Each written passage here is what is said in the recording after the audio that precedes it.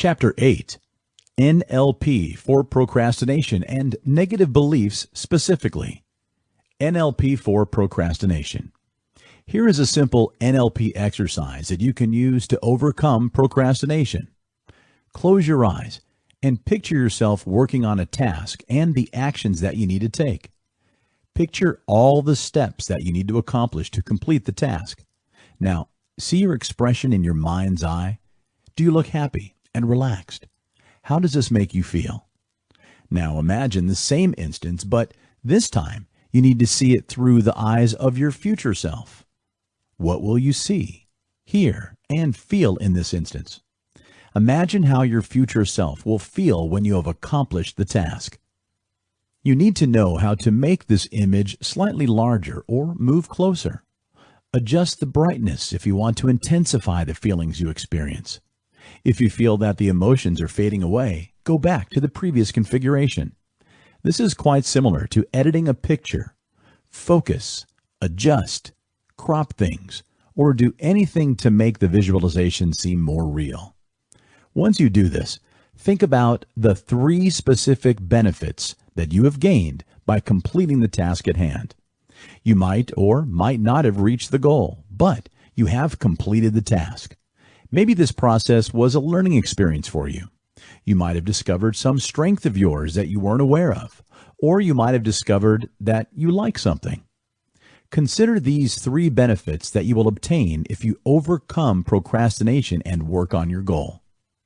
Now consider the 3 benefits that you will not obtain if you let procrastination get a hold of you and you don't do something. Once you do all this, it will give you the perspective that is necessary to work on the task and overcome procrastination. NLP to overcome negative beliefs. You can start developing your mental strength by setting reasonable goals for yourself.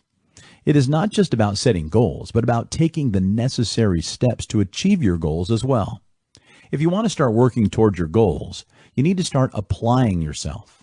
It means that you will have to ask yourself, even when you are bored or going through some turmoil, to stick to the plan until you have accomplished the goals that you have set for yourself. It will not be an easy feat, so don't let it scare you. Practice makes perfect, and this age-old adage is true. Keep practicing and you will get better. If you have set some big goals for yourself and they seem impossible, try breaking them down into manageable steps that are doable. For instance, if you want to become assertive, then your first step must be to learn to speak up for yourself at least 3 times every week. These instances can be major or minor, but you have to speak up for yourself. Develop a stick-with-it mindset. Even if you face an obstacle or a setback, keep trying and don't give up. Start being resilient and don't worry about the troubles you come across. The goal is to keep going until you have achieved what you want. Think of all the failures as an opportunity to learn. And please do learn from them. Every day is a new day, so don't let the troubles from your past sneak up on you. Negativity can sneak up on you quite quickly. It can stem from a negative emotion that you are harboring within yourself. Or it can be because of something external, such as negative feedback or toxic people around you. While certain things are beyond your control, the one thing that you can control is the way you feel about yourself and your life. Don't let any negativity live within you. You cannot control what others think about you, but you can certainly control the way you feel about yourself. There are different ways in which you can manage all the negativity. You can start by identifying and challenging such negative thoughts. You can reduce your interaction with harmful and toxic people. If you think you are in a toxic relationship, learn to break free of it. Don't entertain negativity in any form. Make use of positive self-talk for building up your mental strength. Making use of positive affirmations will help you in developing a positive outlook while getting rid of all the negativity around you. Take a couple of minutes and look at yourself in the mirror and say something positive and motivating to yourself. You can say something that you believe in or something that you would like to be true. When you learn to control your emotions instead of letting them control you, you are giving yourself an opportunity to weigh your options before deciding on a particular choice.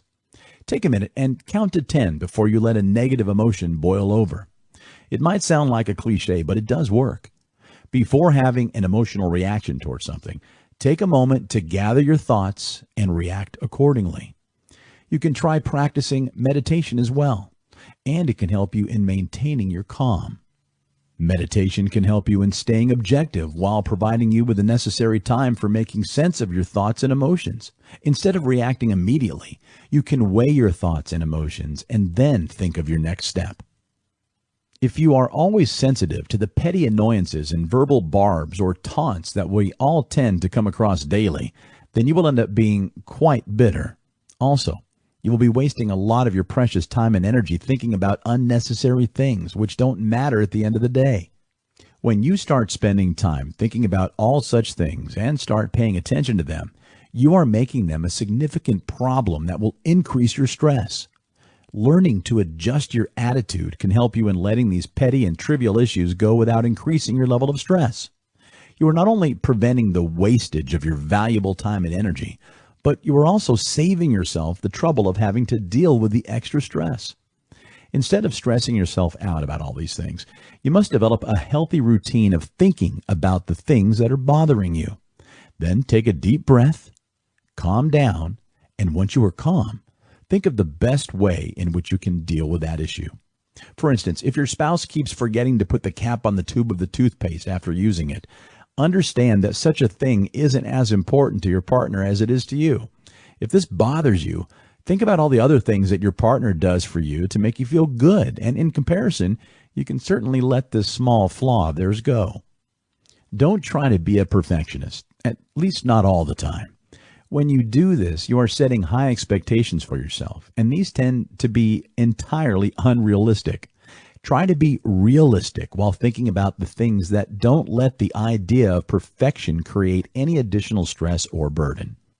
You can make use of a straightforward visualization exercise that will help you in letting go of little things that seem to be bothering you. Take a small stone or pebble and hold it in your hand. Transfer all the negative thoughts that are bothering you into that pebble. And once you are ready, swing it as hard as you can and toss the pebble away into a pond. Visualize that all the petty problems are drowning along with that pebble that's sinking. You are casting away all of your negative emotions.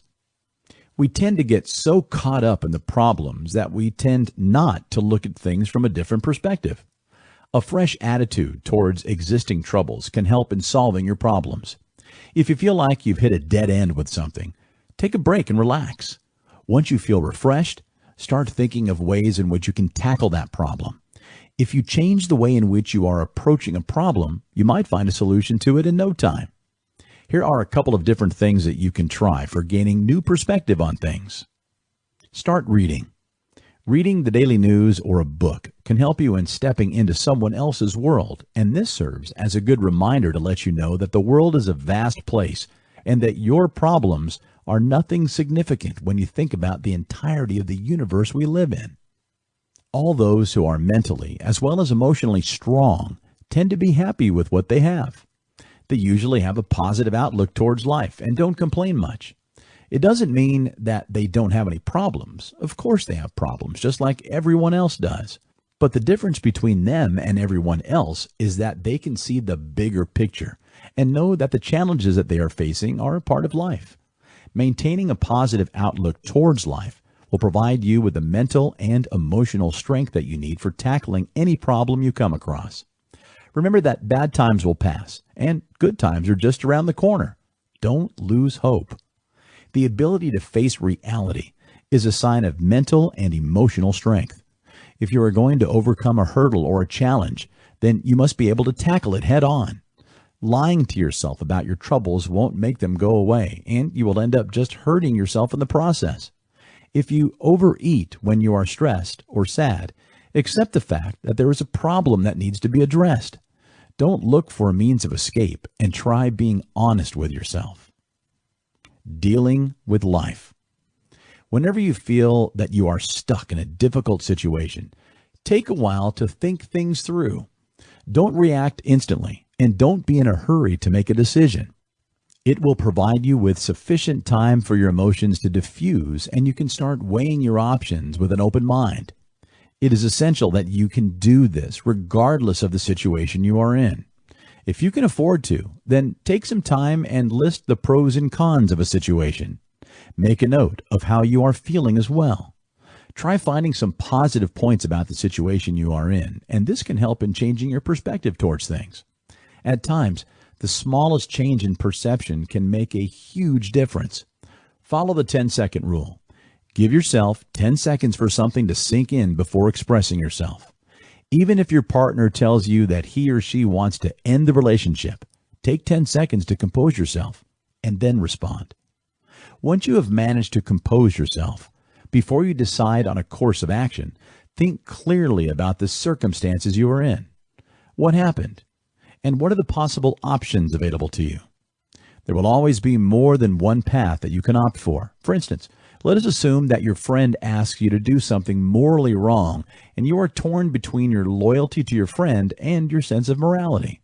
So now you will need to weigh the different pros and cons and decide accordingly. Make use of your inner voice or your conscience for guiding you. Trust your instincts, and you are likely to be correct. At times, the answer might be quite clear and distinct, but it might be hard to do the right thing. Do not let the problem fester into a more significant hassle than it already is. You need to make a call and stick to it. You can always ask others for their opinion and weigh their opinions before deciding. However, remember that it needs to be your own decision and no one else's. If you feel like you are stuck, think about what someone you admire would do in such a situation. The decision that you make must be something that you can live with.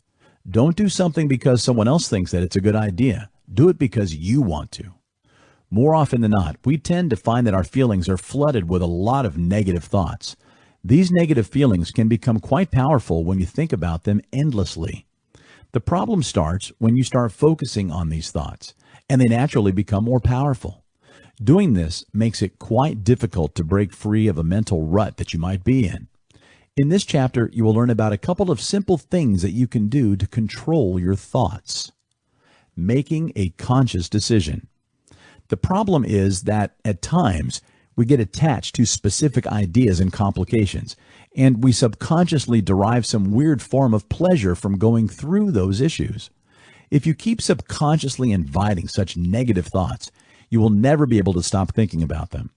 Therefore, the first step is to make a conscious decision to clear your mind and stop it from replaying all the negative thoughts on a constant loop. Be aware of the impact these negative thoughts have on you and prevent them from getting stuck in your mind. Make a conscious effort to stop all the negative thoughts from dwelling in your mind. Separate your thoughts. When you try to stop individual points of view, you will notice that it seems incredibly difficult. This happens because ideas are a significant part of our mental process. The second stage is to separate yourself from your thoughts. Whenever a thought pops into your head, view it as if it was from an external source. It will help in reducing the impact negative thoughts have on your mind. Once you realize that you can, in fact, make this distinction, you can start modulating the ideas you think about. You must be able to control your thoughts, not the other way around. Who is thinking those thoughts? You need to understand where your thoughts originate. Whenever an idea comes to you, first try to understand the reason why you are thinking that specific view. Realize that your thoughts can be controlled. Whenever a negative thought comes into your head, try diverting your attention towards something positive. If you find that you aren't able to do this, then try thinking about the cause of such a thought.